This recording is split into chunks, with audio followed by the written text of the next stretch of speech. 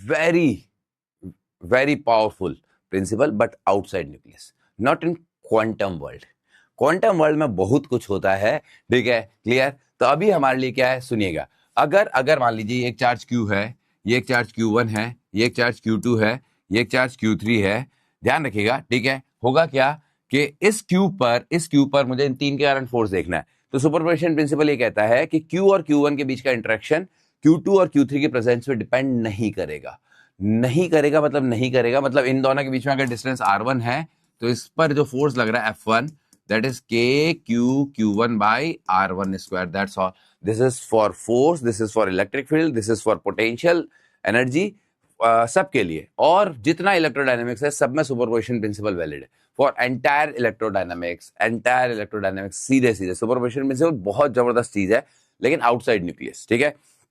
और फिर इसके कारण लगेगा F2, इसके कारण F3, ठीक है, ये रहा, ठीक है। अब क्या होगा, याद रखिएगा, सुपरपोजिशन प्रिंसिपल साफ ही कहता है कि interaction between two charges does not affected by presence of third, fourth, fifth, six charges, ठीक है। इसमें कई बार बच्चे कहते हैं नहीं सर, सुपरपोजिशन प्रिंसिपल मेरे केस में वैलिड नहीं हुआ, हम दो दोस्त थे, हमारी दोस्ती बहुत अच्छी थी, लेकिन एक लड़की हमारी लाइफ में आ गई, अब हमारे रिश्ते खराब हो गए। तो देखो, सुपरपोजिशन प्रिंसिपल इमोशंस पे काम नहीं करेगा, ठीक है कि सर अब हम दोनों में लड़ाई है, ठीक है, मैं कह रहा हूँ ये तेरी भाभी है, ये कह रहा है कि ये तेरी भाभी है, भाई साहब इसी में लड़े पड़े हैं, पता चला कि भैया वो दोनों की भाभी थी, है ना, ठीक है, समझने वाले समझ गए, ठीक है। तो मुद्दा वही है बेटा, समझ गए।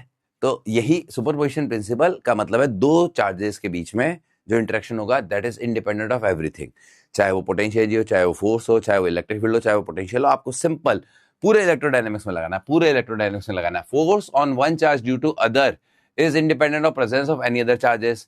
सेम फॉर किसके लिए होगा बेटा, सेम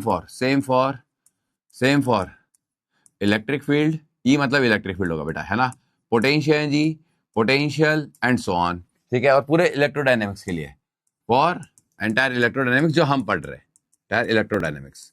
तो ये तो हमारे लिए बहुत ही, ठीक है। हम जब मैग्नेटिज्म भी पढ़ेंगे तो क्या होगा, एक वायर का मैग्नेटिक फील्ड लिखेंगे, दूसरे वायर का मैग्नेटिक फील्ड लिखेंगे। पहले वायर का मैग्नेटिक फील्ड लिखते वक्त दूसरे को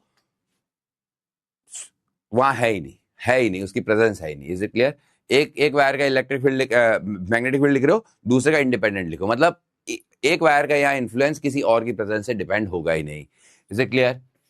net force on any charge is vector sum, ठीक है, वो तो हमें पता ही है कि भाई नेट फोर्स निकालना है तो सबका वेक्टर सम कर दीजिए। वेक्टर सम करना है मतलब वही कंपोनेंट करके जोड़ लो, यहाँ भी तो दो तरीके, कंपोनेंट करके जोड़ लो या इनको वेक्टर में लिख दो, IJK में, जैसे करना चाहो। Is it clear? ठीक है, कल कुछ क्वेश्चन दिए थे होमवर्क, तो वो फटाक से डिस्कस करूंगा। मेरे हिसाब से चीजें क्लियर है। मीडियम हम अब डिस्कस करेंगे, पहले क्वेश्चन डिस्कस होंगे ये सारे। क्लियर है मेरी बातें सारी?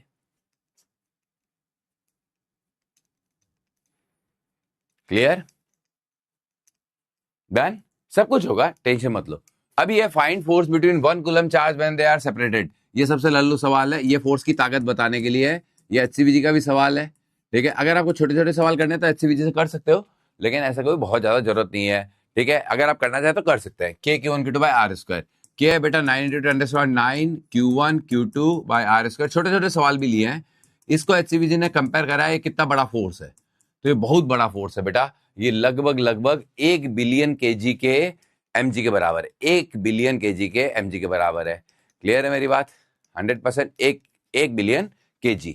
तो उन्होंने ये समझाया है, उन्होंने ये भी समझाया है फोर्स बिटवीन इलेक्ट्रॉन्स है वो 1 फर्मी डिस्टेंस पर है, तो बहुत बड़ा फोर्स होता है इलेक्ट्रोमैग्नेटिक, ठीक है। तो 1 कूलम चार्ज बहुत बड़ा है। अब अगला सवाल था बेटा ये, इसका पोल करवा देता हूं। पोल सिंगल चॉइस है, 45 सेकंड दूंगा, ठीक है। छोटे छोटे सवाल, छोटे देखो, हमें जे एडवांस भी निकालना है, जे मेंस भी निकालना। आज के लेक्चर में जे एडवांस का सवाल भी आएगा, जैसे हमने कई चैप्टर्स में जे एडवांस के सवाल साथ के साथ लिए हैं, यहां भी लूंगा, ताकि आपको एक इंटेंसिटी पता चले कि अच्छा ये है।